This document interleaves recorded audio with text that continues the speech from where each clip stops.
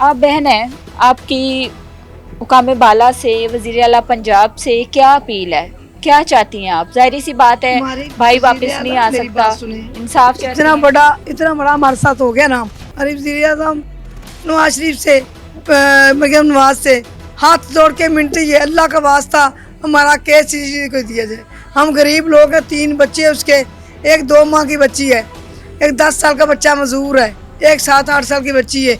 मेरे भाई 3 बच्चों को देखेंगे, वालदान बूढ़े को देखेंगे या अपने बच्चों को जा केस लड़ेंगे।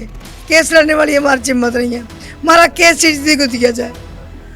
हमारी अपील है, हाथ जोड़ के अपील है, अल्लाह के वास्ते, नबी के रसूल के वास्ते हमारी अपील सुने, हमारी अपील सुने, हमारी अपील सुने, हमारे साथ तामन करें।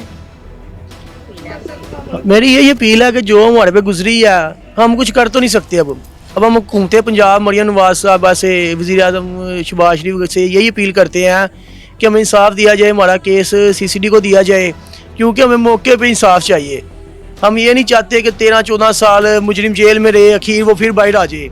हमें उसके ख़ानदान से भी ख़तरा है, क्योंकि जब का ये कुआ बना है, रैंडम 2-3 लोग डेली मुसलसल रात को घर के बाहर गिरे निकालते हैं, कभी इधर कभी इधर कभी इधर कभी इधर, बाइक के ऊपर गश्त करते हैं। हमें उनसे भी खतरा है। ना हम केस लड़ने की पोजीशन में है, ना हम कोर्ट कचहरी जा सकते हैं, क्योंकि हमारे अपने मामला ऐसे हैं, काम है, करके खाने वाले लोग हैं। हमारा कोई बड़ा बिजनेस नहीं है, ना कोई चीज़ है, मिडिल क्लास फैमिली है, नॉर्मल हम घर से हैं। हमारी यही रिक्वेस्ट है कि हमें इंसाफ दिया जाए या फिर हमारा केस सीसीडी को दिया जाए, फिर शायद है कि हमें थोड़ा सा सुकून मिल जाए। दुख तो कभी ज़िंदगी नहीं भूल सकता जो हमें मिला है, दुख तो कम हो सकता है, ख़त्म नहीं हो सकता। मकतूल आसिफ के वालिदैन मेरे साथ इस वक्त मौजूद हैं। माँ बाप पे इस टाइम क्या बीत रही होगी, ये दिल रखने वाले यकीनन समझ सकते हैं। अस्सलाम वालेकुम जी। वालेकुम सलाम। बड़ा दुख है हमें आपके बेटे का। अल्लाह को हुक्म, अल्लाह का अल्लाह को हुक्म। अल्लाह ताला आपको सब्र दे, आमीन। इंशाल्लाह इंसाफ होगा आपके साथ। इंशाल्लाह इंशाल्लाह इंशाल्लाह। इंसाफ चाहिए है, इंशाल्लाह। इंसाफ होना चाहिए है, इंसाफ होना चाहिए है, किसी ना जान से नहीं होनी चाहिए, इंसाफ होना चाहिए, इंसाफ होना चाहिए। माँ जी, बेटे बड़ी मुश्किल से बड़े किए जाते हैं, और अब बेटा जो आसरा था, बड़ा बेटा था, हाँ जी, इस तरह इतना जुल्म हुआ है। बहुत फरमा बरदार बेटा था मेरा, बहुत फरमदार, ध्यान रखता, लंघदा पास हम सलाम करके निकलता सी बाहर, जो खाना सन लैके दे के जाना, जो जरूरत की चीज़ सन लैके देनी है, पूछना कि माँ केड़ी शै चाहिए, मैं दस मैं लिया के देवा। मैं सो आखना बेटा रहने दे, देखो पैसे ना, मैं पैसे ना लिया कर, तू मैं चीज़ दस दिया कर। कित्थों मिल गई है कैसरा? बस एक खानदान दे किस्मत लोग सा। सन गैर सन? तो उनकी किस गैर सी, गैर सन। गैर अच्छा, किस्मत माड़ी साड़ी हो गई। खिदमत करदी सी नू? ना ना एडियां जबाना अगर किसी ने साल बोलती नहीं सी वो। अच्छा चंगी मंदी साथी ने चंगी मंदी की है। अच्छा। ਹੁਣ ਜੇ ਦਿਲ ਕਰੇ ਤੇ ਅੱਛਾ ਬੋਲ ਪਵੇ, ਦਿਲ करे ਭੈੜਾ बोल पवे। ਤੇ ਆਸਿਫ ਨਾਲ ਰਵਈਆ ਕਿੰਜ ਦਾ ਸੀ? उसका हाँ। ऐसा ही था, ऐसा ही था। आटा गूंदना है पहले अच्छा। ते आटा बिच छड़ के और कोई काम करना, लीड़े धोन लगना, अच्छा। लीड़े छड़ने ने ते भाड़े धोने। ਅਸੀਂ ਜੇ ਚੰਗੀ ਮੰਦੀ ਗੱਲੋਂ ਕਿਸੇ ਜੇ ਸਾਡੇ ਮੂੰਹ ਕੋਈ ਨਿਕਲ ਜਾਣੀ ਆਖਣੀ ਤੇ ਸਾਡੀ ਲਾਹ ਪਾ ਕਰਨੀ। ਵਿੱਚੋਂ ਨਾਰਾਜ਼ ਵੀ ਰਹੀ ਸੀ ਕਾਫੀ ਅਰਸਾ? हाँ 4 साल मापिया बैठे रहे। ਤੇ ਫਿਰ ਛੱਡੀ ਨਹੀਂ? बेटा छड़ी नहीं है, बेटी सी, एक बेटा सी मजूर, इस वजह से ਅਸੀਂ 4 साल ਮੁੰਡਾ ਮੁੰਡਾ ਚੁੱਕ ਕੇ ਲਿਆ, ਪੁੱਤਰ ਪੁੱਤਰ ਮੁੰਡਾ ਚੁੱਕ ਕੇ ਲਿਆ, ਪੁੱਤਰ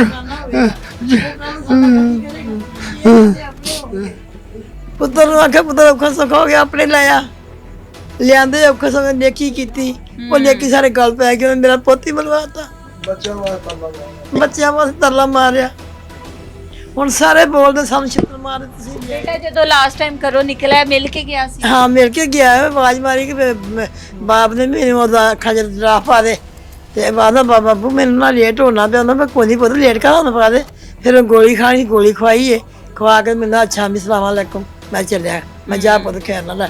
ਇਹ ਮੰਗਲਵਾਰ ਦਿਨ ਦੀ ਗੱਲ ਆ। ਬੇਟਾ ਜਦੋਂ ਘਰ ਨਹੀਂ ਆਇਆ 3-4 ਦਿਨ, ਵਾਲਦੈਨ ਤੇ ਸਮਝ ਜਾਂਦੇ ਨੇ ਨਾ, ਵਾਲਦੈਨ ਤੇ ਉਹਨਾਂ ਨੂੰ ਦਿਲ ਦੀ ਜਿਸ ਤਰ੍ਹਾਂ ਰਾਹ ਹੁੰਦੀ ਹੈ ਨਾ, ਉਹਨਾਂ ਦਾ ਤਾਂ ਦਿਲ ਤਕਲੀਫ ਤੋਂ ਗੁਜ਼ਰਦਾ ਹੈ। ਬੇਟੇ ਦਿਲ ਨੂੰ ਦਿਲ ਦੀ ਰਾਤ ਨਹੀਂ ਆਇਆ। ਸਵੇਰੇ ਵੱਡੇ ਨੇ ਉੱਠ ਕੇ ਦੋਵੇਂ ਜੀ ਛੋਟੇ ਫਲ सोटे फट गए ऐसा ऐसा ले गया हौली हौली रक्षा नहीं मिलता सिर सिर ਉੱਥੇ ਜਾ ਕੇ ਬੈਠੇ ਨੇ ਦੁਕਾਨ ਤੇ ਵਾਕਫ ਦੁਕਾਨਦਾਰ ਕੋਲ ਉਹਨੇ ਵਾਕਫ ਦੁਕਾਨਦਾਰ ਨੇ ਅੱਛਾ ਰਕਸ਼ਾ ਵਾਲਾ ਮੈਂ ਰਕਸ਼ਾ ਵਾਲਾ ਹੋਇਆ ਮੈਂ ਤੁਹਾਨੂੰ ਬਾਣਾ ਹੁਣੇ ਬਾਣਾ ਉਹ ਰਕਸ਼ਾ ਜਦੋਂ ਕਿਤੇ ਆਇਆ ਉਹਨਾਂ ਸਾਨੂੰ ਅੱਧੇ ਘੰਟੇ ਪਿੱਛੋਂ 20 ਮਿੰਟਾਂ ਪਿੱਛੋਂ ਜੋ ਰਕਸ਼ਾ ਹੈ ਉਹ ਸਾਨੂੰ ਪਾਇਆ ਅਸੀਂ ਉਹਦੀ ਫੈਕਟਰੀ ਗਏ ਲਿਆ ਫੈਕਟਰੀ ਜਾ ਕੇ ਉੱਤਰ ਗਏ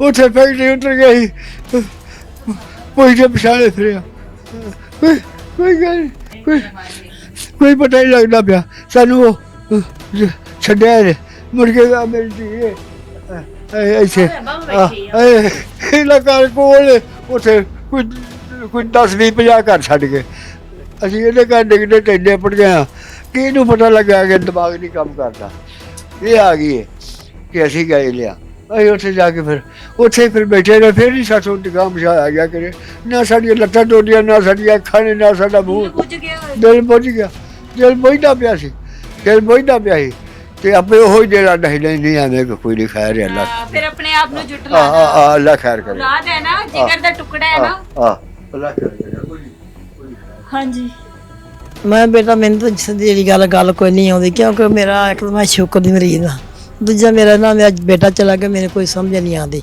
ਮੈਂ ਇੰਨਾ ਕਹਾਂਗੀ ਕਿ ਸਾਨੂੰ ਇਨਸਾਫ ਚਾਹੀਦਾ ਸਾਡੇ ਬੇਟੇ ਦਾ ਜੈਸੇ ਮੇਰੇ ਬੇਟੇ ਨੂੰ कैसरा की हाँ जी है बेटी कहते हैं अच्छा बेटे इधर आओ जरा इधर क्या नाम है मीरब मीरब कितने साल के हो आप 8 साल की 8 साल की कौन सी क्लास में पढ़ती 1 क्लास में हो? 1 क्लास में अच्छा आपको पता है बाबा की डेथ हो गई है और मम्मा शामिल है इस बात का भी मुझे बताओ मम्मा और बाबा की लड़ाई होती थी नहीं होती थी मम्मा का रवैया बाबा के साथ कैसा था अच्छा था झगड़ा भी नहीं करती थी ना ही प्यार से ताल्लुक रखती थी प्यार से बात करती थी वैसे ही कभी कभी गुस्सा चढ़ जाए ना तो हंस फूस के बात कर लेते एक दूसरे से खेल भी लेते थे छोटे बच्चों की तरह ऐसे कभी एक दूसरे का फ़ोन कभी एक दूसरे का फ़ोन ले लिया उधर देखते वापस कर लिया फिर सारे ऐसे सब और ये जो रिजवान शाह था मामा की इससे बात होती थी मैंने लड़का भी नहीं देखा ना ही मुझे इसका नाम पता है और ना ही मम्मा की इससे बात ताल्लुक कभी देखा था किसी और से मामा बात कर रही हो आपको पता ना हो कि किससे बात कर रही है बस ये पता है नानों से करती थी मामू से करती थी अपने रिश्तेदार से करती थी ये नहीं पता कि वो अंकल से करती 0300 वाला एक नंबर था उस अंकल का मैंने एक दिन देखा था जब कॉल आई थी ना तो इसलिए 0300 वाला नंबर था वो रिजवान का उस अंकल का नंबर हाँ ऊपर पिक्चर भी आई थी मैंने मम्मा से पूछा मम्मा ये कौन है मम्मा कहती ये ना वो आपका भी मामू ही लगता है ये अच्छा मुझे ये बताओ मम्मा अरेस्ट हो गई हैं बाबा से ज्यादा मोहब्बत थी या मामा से बाबा से मामा को माफ कर पाओगे आप मामा को माफ करोगे आप हाँ जी मकतूल आसिफ की बेटी हमारे साथ मौजूद थी छोटी सी बच्ची है अब बच्ची से क्या सवालात करें और क्या पूछें वालिद नहीं रहा दुनिया में यतीम हो गए हैं और यतीमी की वजह कोई और नहीं माँ ही यतीमी की वजह बनी है बाबा जी क्या अपील है आपकी सीएम पंजाब से हुकूमत वक्त से आपकी क्या अपील है साड़ी अपील हैगी है कि ये इंसाफ होना चाहिए इंसाफ बिल्कुल इंसाफ होना चाहिए ना कोई किसी मेरे बच्चे देना ही ना कोई लेना ही एक कोई 1000 2000 10,000 5,000 कारोबारी बंदा ही 5,000 10,000 2,000 किलो लेना होगा किसी देना होगा कोई ना लेना ना देना ना कोई गल ना बात सुखा ही लगा ना मेरा मेरा पुत्र छेड़ बात है अब बताएं क्या अपील है आपकी साड़ी अपील है कि इंसाफ होवे अल्लाह ताला की जात इंसाफ करने वाली है इंशाल्लाह इंसाफ होगा मेरे साथ पूरी फैमिली मौजूद थी वालिदैन मौजूद थे आसिफ की बेटी मौजूद थी और 2 बहन भाई और हैं दो एक भाई है 2 बहनें एक भाई है वो भी इधर ही है